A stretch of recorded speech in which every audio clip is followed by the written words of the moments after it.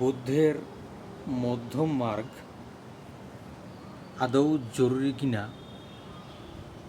সেটা নিয়ে একটু আলোচনা করব। ভিডিওটা খুব মন দিয়ে বুঝতে হবে।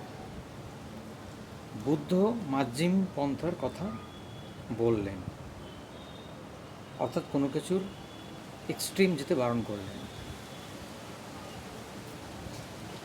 তো আমাদের জীবনে এর প্রয়োগটা কোথায়? আমি আমার জীবনের একটা বাস্তব ঘটনা দিয়ে বলছি। আমার জীবনে ঘটে যাওয়া একদম সত্য ঘটনা।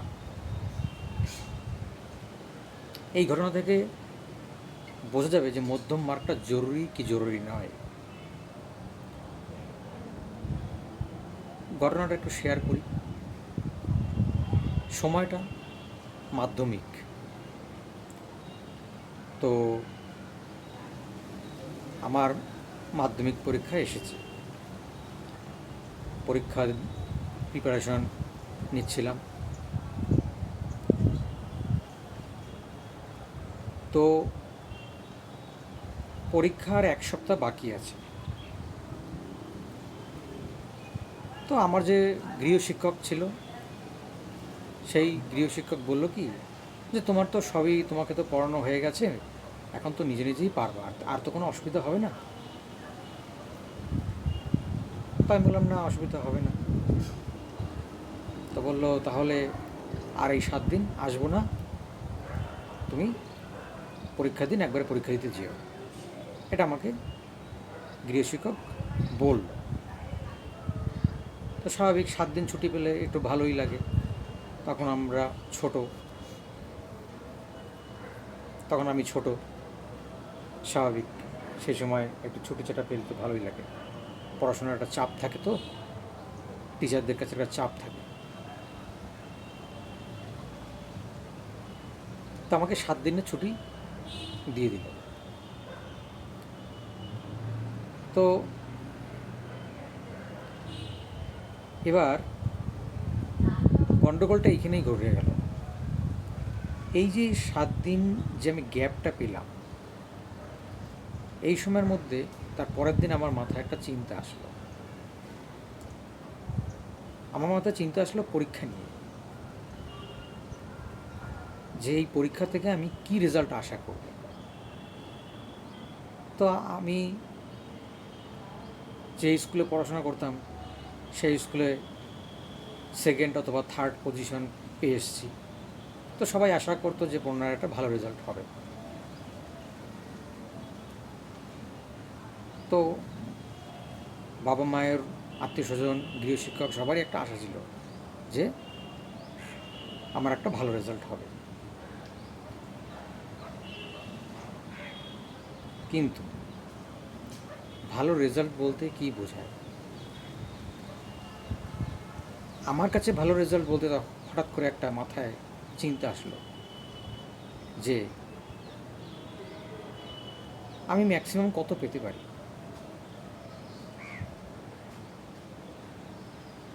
কিন্তু আমি কি পুরো মাধ্যমিকে বোর্ডের মধ্যে স্থান নিতে পারবো? মানে বোর্ডে যারা পজিশন পায়, ফার্স্ট সেকেন্ড থার্ড হয়, সেরকম কোনো পজিশন নিতে পারবো? সেই চিন্তাটা আমার মাথায় আসলো।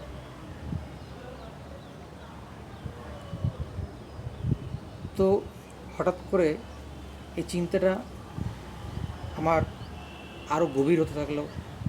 খুব গভীরভাবে ভাবতে শুরু করলাম যে কী করব কী করব। তো আমি দেখলাম যে আমার যা প্রিপারেশন আছে তাতে আমি বোর্ডের মধ্যে ফার্স্ট সেকেন্ড থার্ড হতে পারবো না। কিন্তু একটা মোটামুটি রেজাল্ট আমি ভালো করতে পারবো। তো হঠাৎ আমার মাথার মধ্যে এই চিন্তাটা আসলো যে আমাকে বোর্ডে স্ট্যান্ড করতে হবে। হঠাৎ করে চিন্তাটা আসলো এবং তখন ভাবলাম কি যে না, তাহলে এবারে যদি আমি পরীক্ষা দিই তাহলে আমি বোর্ডে স্ট্যান্ড করতে পারবো না। আর আমি বিজ্ঞান খুব ভালোবাসতাম। বিজ্ঞান ভালোবাসতাম বলতে কি, শুধুমাত্র পুঁথিগত জ্ঞান না, আমি গবেষণা করতে ভালোবাসতাম। কোনো একটা নতুন জিনিস শেখা, কোনো একটা নতুন জিনিস আবিষ্কার করা, বিভিন্ন জিনিস নিয়ে ভাবনা চিন্তা করা, ঠিক আছে? তখন সেই সময় ছোটোবেলায় আমার বন্দুক নিয়ে চিন্তা করতাম যে বন্দুক কী করে বানানো যায়, এই সমস্ত নানান রকম চিন্তাভাবনা আসতো মাথায়।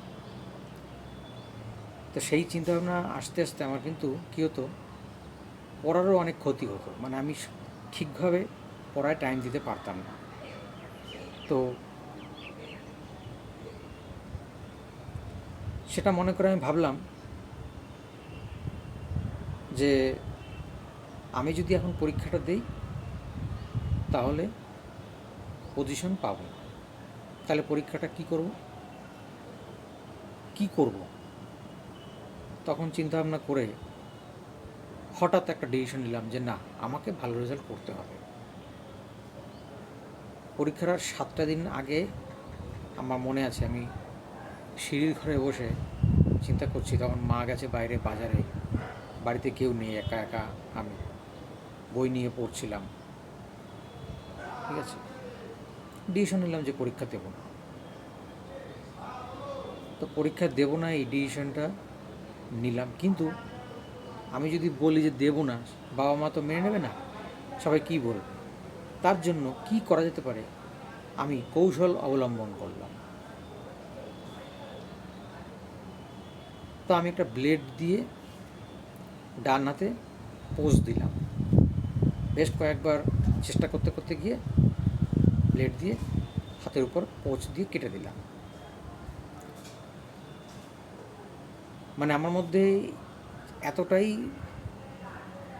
গভীরভাবে ওই সময়ের মধ্যে চিন্তাটা এসেছিল যে আমাকে ভালো রেজাল্ট করতে হবে, বোর্ডে দাঁড়াতে হবে।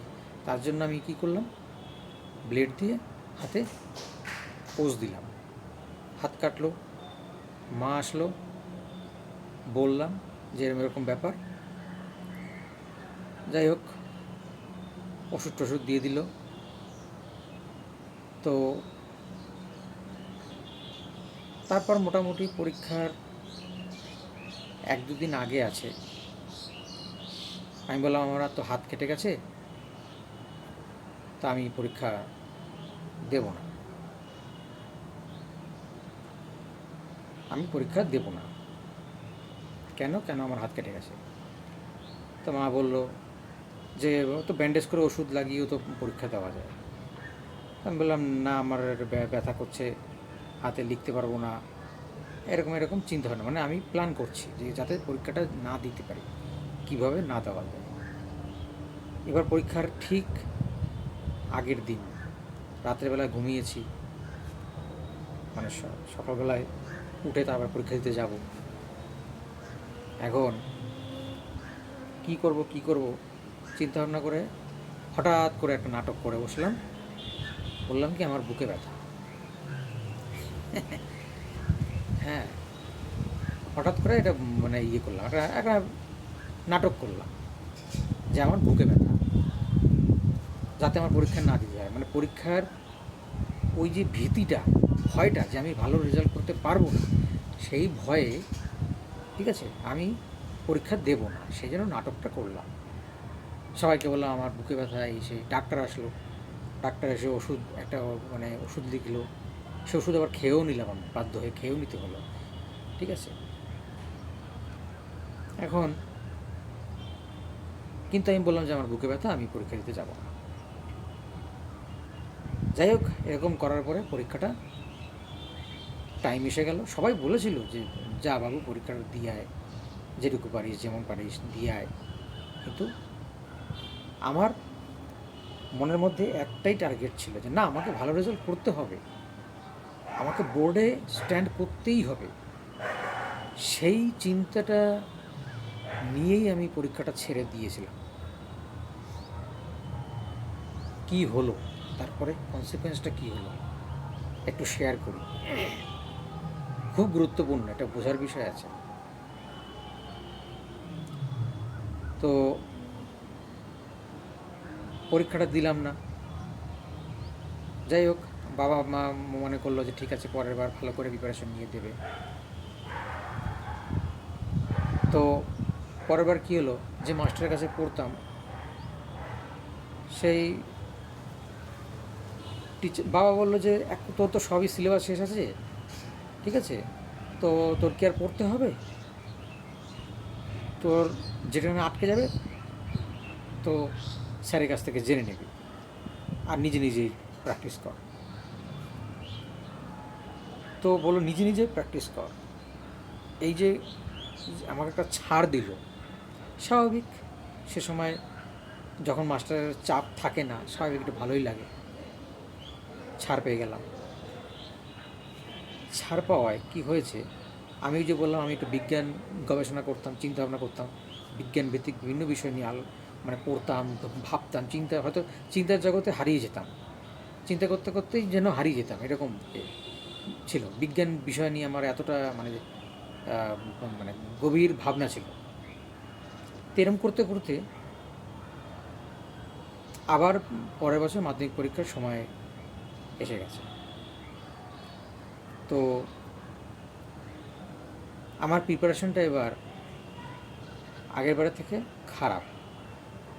মানে আগেরবার যে প্রিপারেশনটা ছিল, এবারে কিন্তু আমি ভালোভাবে পড়তে পারিনি, কারণ ছুটি পেয়ে গেছি, টিচার নেই, একা একা মানে গাইড দিচ্ছি নিজেকে, স্বাভাবিকভাবে টাইম করে করে যে বসতে হবে সেরকমভাবে হচ্ছে না।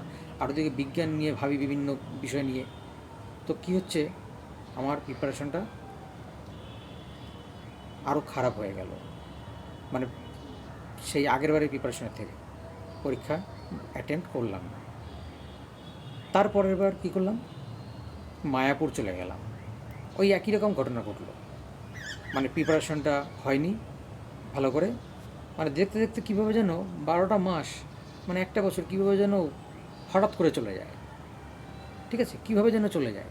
তারপর পরীক্ষার আগে এসে আমার হঠাৎ করে মনে পড়ে, আরে আমার তো পরীক্ষার মানে প্রিপারেশনটা নিতে হবে, আমাকে তো বোর্ডে স্ট্যান্ড করতে হবে। সেটা ভেবে আবার পরীক্ষা দিই, মায়াপুর চলে গেলাম, পালিয়ে চলে গেলাম বাড়ি ছেড়ে। হঠাৎ করে বাড়ির লোক তো সব অস্থির, কোথায় গেল। হ্যাঁ, যাই হোক, সে অনেক কাহিনী, সেগুলোতে আর যাচ্ছি না গভীরভাবে। আবার তার পরের বছর সেম কাহিনী হলো, প্রিপারেশনটা ভালো হলো না। তখন ভাবলাম যে এত বছর নষ্ট হয়ে গেছে, তাহলে আবার নতুন করে ভর্তি হই। যাই হোক, এইভাবে 5টা বছর আমার নষ্ট হয়ে গেল।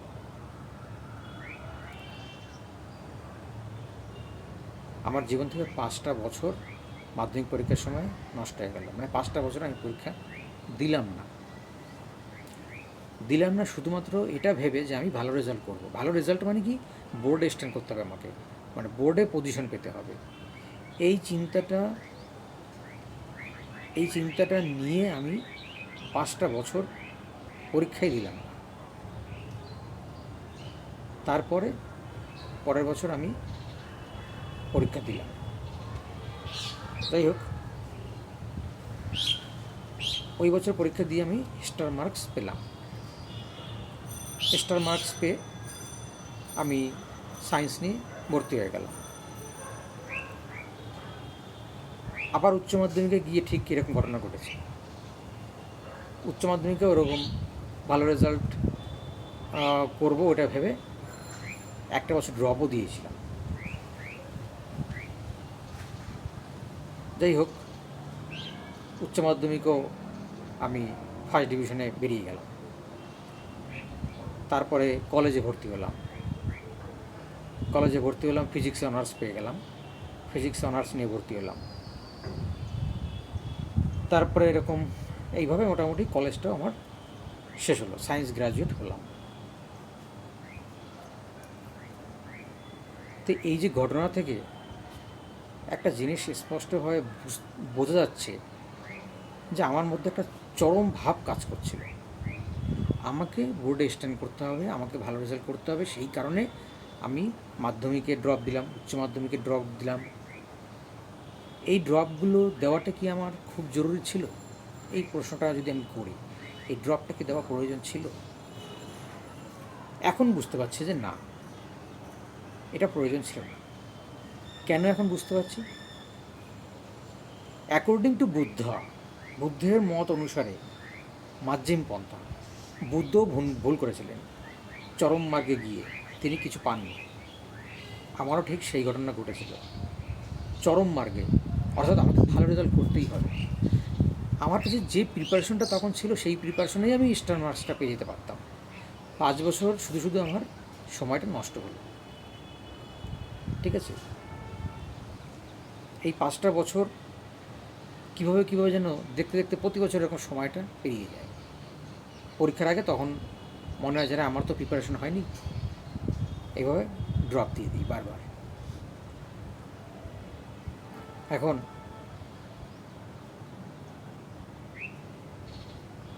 তাহলে বুদ্ধের মার্গে কি মধ্যম মার্গ, সেটা আমি ফলো করি। তার জন্য কি হলো, আমার জীবন থেকে এই বছরগুলো, এই সময়গুলো নষ্ট হয়ে গেল। আমার কেরিয়ারে একটা বিশাল বড় গ্যাপ পড়ে গেল। তো এর ফলে স্বাভাবিকভাবেই কলেজে যখন উঠি তখন যারা আমার সাথে পড়ে, আমার সহপাঠীরা, তারা আমার থেকে ছোটো বয়সে, তাদের সাথে আমার মানে মাইন্ডের অ্যাডজাস্ট করতে একটা প্রবলেম হয়। এটা খুবই স্বাভাবিক। মানে আমার যে তখন চিন্তাধারা আর ওদের যে চিন্তাধারা তখন ম্যাচ করছে না। ঠিক আছে, যাই হোক,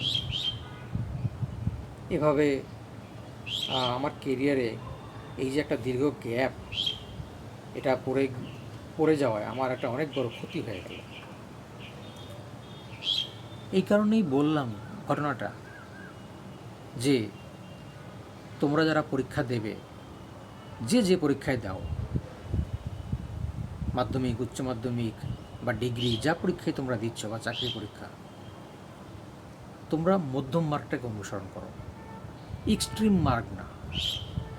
কেননা এক্সট্রিম মার্গে, মানে এই যে চরম মার্গে, আলটিমেটলি দুঃখই আসে।